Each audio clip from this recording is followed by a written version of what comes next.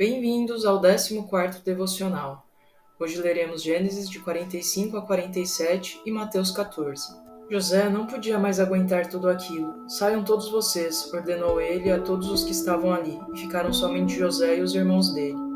Então José chorou, e as exclamações e os soluços eram tão altos que podiam ser ouvidos pelos egípcios que estavam nas outras partes da casa. Até do palácio de Faraó podiam ouvir José chorando. Eu sou José, disse ele aos irmãos. Meu pai ainda está vivo? Mas os irmãos nem puderam responder, tal foi o espanto.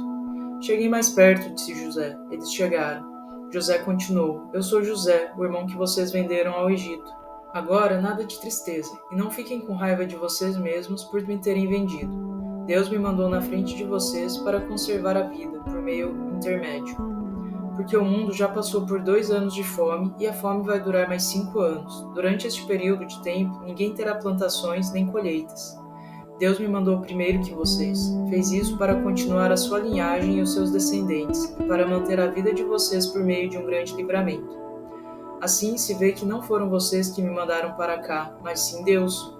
E Deus fez de mim um verdadeiro pai para Faraó, senhor da casa dele e governador de todo o território egípcio. Agora não percamos tempo. Vão depressa para casa e digam ao meu pai que José, o filho dele, mandou este recado. Deus fez de mim o senhor de todo o território do Egito. Venha para cá o quanto antes. Uma região boa para o senhor morar é a terra de Gósen. Assim o senhor estará sempre perto de mim. Não só o senhor, mas também os seus filhos, os seus netos, os seus rebanhos, o seu gado, enfim, tudo que o senhor tem. Vindo para cá, será fácil providenciar o seu sustento, porque vamos ter ainda 5 anos de fome universal.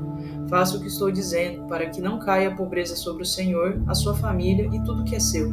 Vocês, que são filhos de Israel como eu, podem ver com seus próprios olhos que eu sou mesmo José. E Benjamim, que é filho de Raquel, como eu, também vê com os próprios olhos que é verdade o que estou dizendo. Descrevam ao meu pai a brilhante posição em que eu estou no Egito. Contem a ele tudo que vocês viram, mas não se demorem, vão logo buscar o meu pai. Acabando de falar estas coisas, José se lançou ao pescoço de Benjamim e chorou. Ali ficaram os dois abraçados e chorando. Depois, José, chorando ainda, beijou todos os irmãos dele. Só então eles puderam falar com José. A notícia correu e chegou ao palácio real. Estão aqui os irmãos de José, comentava. Faraó gostou da notícia. Disse ele a José, diga a seus irmãos, carreguem os seus animais e voltem à terra de Canaã.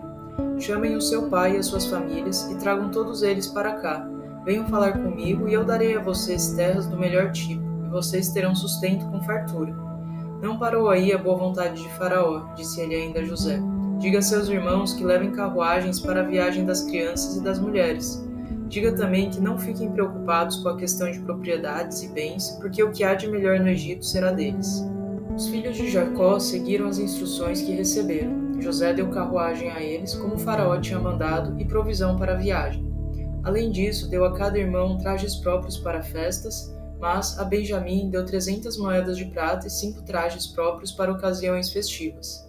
José mandou para o pai dele 10 jumentos carregados dos melhores produtos do Egito e 10 jumentos carregados de cereais e pães. Isto fora a provisão que mandou para a viagem de Jacó para o Egito. Feito isto, José despediu os irmãos. Quando iam saindo, disse, olhem lá, não briguem durante a viagem. Assim, os filhos de Israel saíram do Egito e foram para casa. Lá chegando, disseram a Jacó, veja só, pai, José está vivo. Ele é o governador de todo o território do Egito. O coração de Jacó quase parou. Ele nem podia acreditar no que estava ouvindo. Mas teve de acabar acreditando. Sim, porque os filhos foram repetindo tudo o que José tinha falado. Além disso, ali estavam as carruagens que José tinha mandado para transportar a família. Quando Jacó viu que era verdade mesmo, como que renasceu. O espírito dele ganhou nova vida. Disse Israel, não precisam falar mais nada, meu filho ainda vive. Vou logo para lá, pois quero ver José antes de morrer. Gênesis capítulo 46. Passando das palavras à ação, Israel partiu com tudo o que tinha. Parou primeiro em Berseba. Ali apresentou ofertas queimadas ao Deus do seu pai Isaque. Ainda em Berseba, Deus falou de noite com Israel por meio de visões. Disse Deus, Jacó, Jacó, ele respondeu, eis-me aqui. Disse Deus, eu sou Deus, o Deus do seu pai. Não tenha medo de ir para o Egito, porque lá mesmo eu vou fazer de você uma grande nação. Estarei com você na viagem de ida e na viagem de volta, porque chegará o dia em que farei os seus descendentes saírem de lá. E você vai ter este consolo. a mão de José fechará os teus olhos. Então Jacó deixou Berseba, e os filhos de Israel levaram o pai, os filhos e as mulheres deles nas carruagens mandadas por Faraó. Não ficou nada, nem ninguém da família de Jacó em Canaã. Foram todos os membros da família para o Egito, e também o gado e todos os bens que Israel tinha conseguido em Canaã. Aqui está a lista dos filhos de Israel que foram para o Egito. Inclui os filhos e os netos de Jacó: Ruben, o filho mais velho, filhos de Ruben, Enoque, Palu, Esrom e Carmi, Simeão e seus filhos, Gemuel, Jamim, Oade, Joaquim, Zoar e Saul, sendo que Saul era filho de uma mulher cananeia. Levi e seus filhos, Gerson, Coate e Merari, Judá e seus filhos, Onã, Selá, Pérez e Zera, só que e Onã morreram na terra de Canaã. Filhos de Pérez, Esrom e Amul, Issacar e seus filhos, Tola, Puvá, Jó e Sinrom, Zebulon e seus filhos, Sered, Elon, Jaleel. São estes os filhos de Jacó e de Lia, nascidos em Padã Arã. Diná também era filha dela. No total, os filhos e filhas, netos e netas de Lia eram 36 pessoas. Gade e seus filhos, Zifion, Age, Suni, Esbom, Eri, Arode e Areli. Aser e seus filhos, Imna, Isvá, Isvi, Berias e a irmã deles, Será. Filhos de Berias, Eber e Malquiel. São estes os filhos de Zilpa, que Labão deu a Lia para ser criada dela. Ao todo, os filhos e filhas, netos e netas de Silpa eram 16 pessoas. Filhos de Raquel, a mulher de Jacó por escolha dele, José e Benjamim. No Egito nasceram estes filhos de José e de Azenate, filha de Potífera, sacerdote de On, Manassés e Efraim. Filhos de Benjamim, Bela, Bequer, Asbel, Gerá, Naamã, Ei, Ros, Mupim, Upim e Arde. São estes os filhos de Jacó e de Raquel. Ao todo eram 14 pessoas. Dan e seu filho, Ossim. Naftali e seus filhos, Jazeel, Guni, Jezer e Siem. São estes os filhos de Bila, que Labão deu para ser criada de Raquel. Ao todo, contando filhos e filhas, eram 7 pessoas. Quer dizer que os descendentes de Jacó que foram com ele para o Egito somavam 66 pessoas, isto sem contar as mulheres dos filhos e dos netos de Jacó. Os filhos de José, que nasceram no Egito, eram 2. Assim, somando todas as pessoas da família de Jacó que foram para o Egito, eram 70. José mandou Judá na frente para avisar que estavam a caminho para Gósen. Assim, Judá pôde guiar a caravana para Gósen e lá chegaram eles são e salvos. José mandou preparar uma carruagem e foi visitar o pai em Gósen. Quando se encontraram, José se lançou ao pescoço de Israel e chorou. E ficou muito tempo assim, abraçando o pai e chorando. Israel disse a José: Agora posso morrer tranquilo, pois vi você. Encontrei vivo meu filho. José falou com os irmãos e com toda a família de Israel. Disse ele: Vou falar com Faraó, vou dizer isto a ele. Os meus irmãos e toda a família do meu pai vieram de Canaã para cá. Eles trabalham como pastores e criadores de gado. Trouxeram para o Egito os rebanhos, o gado e tudo quanto tem. Agora, atenção. Quando Faraó perguntar qual é a profissão de vocês, respondam assim: Estes seus servidores trabalham como vaqueiros desde pequenos. Esse era o trabalho dos nossos antepassados e continua sendo nosso. Falando isso, Faraó deixará vocês morarem na região de Gósen, terra própria para o gado e um tanto isolada da população do Egito, porque o serviço de vaqueiro e de pastor causa vergonha e desprezo aos egípcios. Gênesis capítulo 47. José cumpriu o que tinha prometido, pois procurou logo falar com Faraó. Levou com ele 5 dos seus irmãos. Disse José a Faraó: Meu pai e meus irmãos chegaram da terra de Canaã. Trouxeram os rebanhos, o gado e tudo o que tem. Estão na região de Gósen. Depois de dizer isso, José fez entrar os 5 irmãos e os apresentou ao rei. Em que vocês trabalham? Perguntou o Faraó. Estes seus criados são pastores. Os nossos antepassados trabalhavam nisso e nós continuamos na mesma profissão. Viemos para este país, responderam eles, porque onde morávamos desapareceram os pastos. A miséria é grande demais na terra de Canaã. Os animais não encontram o que comer. Por isso, pedimos respeitosamente a vossa majestade permissão para morar na região de Gósen.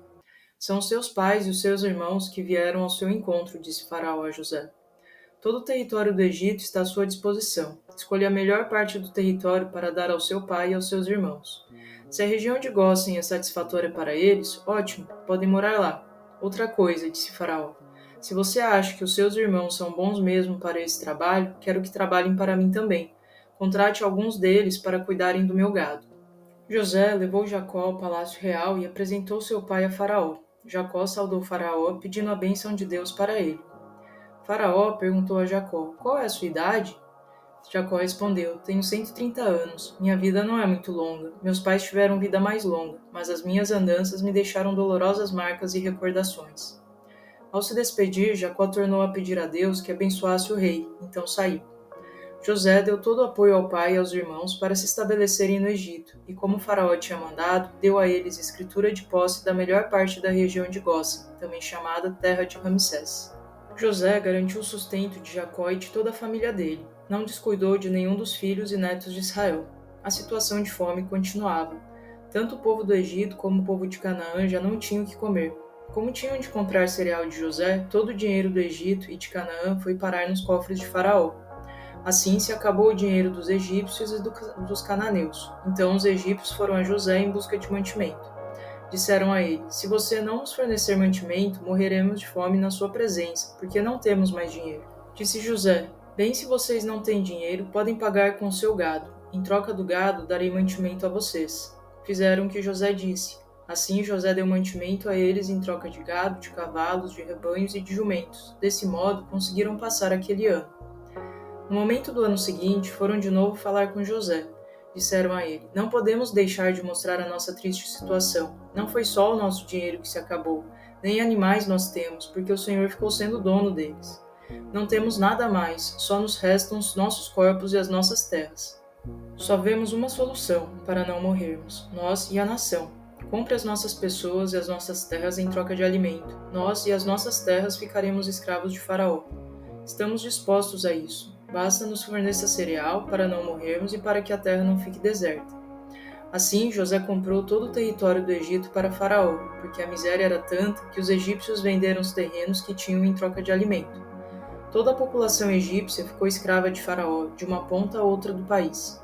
Só os sacerdotes continuaram livres, porque eles tinham direito ao sustento dado diretamente por Faraó, por isso não precisaram vender as terras deles. José disse ao povo: Acabo de comprar vocês todos e suas terras para Faraó. Em troca, dou estas sementes para semear a terra. Do que colherem, terão de dar a quinta parte ao Faraó. As outras 4 partes serão para semear as terras e para alimentar vocês e toda a sua gente, com atenção especial às crianças. Você devolveu as nossas vidas, responderam os egípcios. Seremos escravos de Faraó. Só queremos contar com a sua bondade para conosco. José decretou a lei de que a quinta parte das colheitas era de Faraó. Essa lei vigora até o dia de hoje. Essa lei não se aplica aos sacerdotes porque eles não precisaram vender as terras deles a Faraó. Em meio a essa situação toda, Israel morou no Egito, na região de Gósen. Ele e os filhos dele ficaram sendo donos de terras ali e os descendentes deles foram muito numerosos. Depois de chegar ao Egito, Jacó viveu mais 17 anos, quer dizer que ele viveu 147 anos ao todo. Quando percebeu que ia chegando o dia de sua morte, Israel mandou chamar seu filho José. Disse Israel a ele: Espero que você seja bondoso para mim. Põe a mão debaixo da minha coxa, como é de costume fazer na hora das promessas. Agora seja bondoso e leal para comigo e faça o que peço. Não me enterre no Egito. Leve os meus restos para Canaã. Quero que me enterre no mesmo lugar em que foram enterrados os meus pais. Pode estar certo que faço isso, respondeu José. Vou fazer o que está pedindo. Disse Jacó: Dê a sua palavra. José deu a sua palavra ao pai. Então Israel ficou mais tranquilo e se recostou na cabeceira da cama. Mateus capítulo 14. Quando o rei Herodes ouviu a respeito de Jesus, disse aos seus homens: Este deve ser João Batista, que voltou a viver novamente. É por isso que ele pode fazer estes milagres. Pois Herodes tinha mandado acorrentar João na prisão por exigência de sua esposa Herodias, ex-esposa de seu irmão Filipe. Porque João tinha dito a ele que estava errado casando-se com ela. Ele quis matar João, mas estava com medo de uma revolta, porque o povo todo acreditava que João era um profeta. Mas numa festa de aniversário de Herodes, a filha de Herodias executou uma dança que agradou muito ao rei. Por isso, ele jurou dar-lhe qualquer coisa que ela quisesse. Então, por insistência de sua mãe, a moça pediu a cabeça de João Batista numa bandeja. O rei ficou aflito, mas, por causa do seu juramento e porque não queria voltar atrás diante dos seus convidados, deu as ordens necessárias. E assim João foi degolado na prisão, e sua cabeça foi trazida numa bandeja e entregue à moça, que a levou à sua mãe. Então os discípulos de João vieram em busca do seu corpo e o sepultaram. Depois foram contar a Jesus o que havia acontecido. Logo que Jesus recebeu a notícia, saiu sozinho num barco para uma região distante, a fim de ficar só. Mas o povo viu para onde ele tinha ido e de muitas vilas seguiram Jesus por terra. Assim, quando Jesus saiu do deserto, uma vasta multidão estava esperando por ele. Teve pena deles e curou os seus doentes. Naquela tarde, os discípulos vieram a ele e disseram: Já passou a hora do jantar e não há nada para comer aqui no deserto. Mande este povo embora, para que eles possam ir às vilas e comprar alguma comida. Mas Jesus respondeu: Isto não é necessário, vocês é que devem alimentar a multidão. Como? Exclamaram eles. Nós temos exatamente 5 pãezinhos e 2 peixes. Tragam isso aqui, disse ele. Então ele mandou o povo sentar-se na grama, tomou os 5 pães e os 2 peixes, levantou os olhos para o céu e pediu a bênção de Deus sobre a refeição. Logo partiu os pães e deu-os aos discípulos para colocarem diante do povo. E cada um comeu até ficar satisfeito. Quando os restos foram recolhidos, havia 12 cestos de sobra. Cerca de 5.000 homens estavam na multidão aquele dia, além de mulheres e crianças. Logo depois disso, Jesus mandou aos seus discípulos que entrassem no barco e atravessassem para o outro lado, enquanto ele permanecia ali, a fim de despir o povo para suas casas.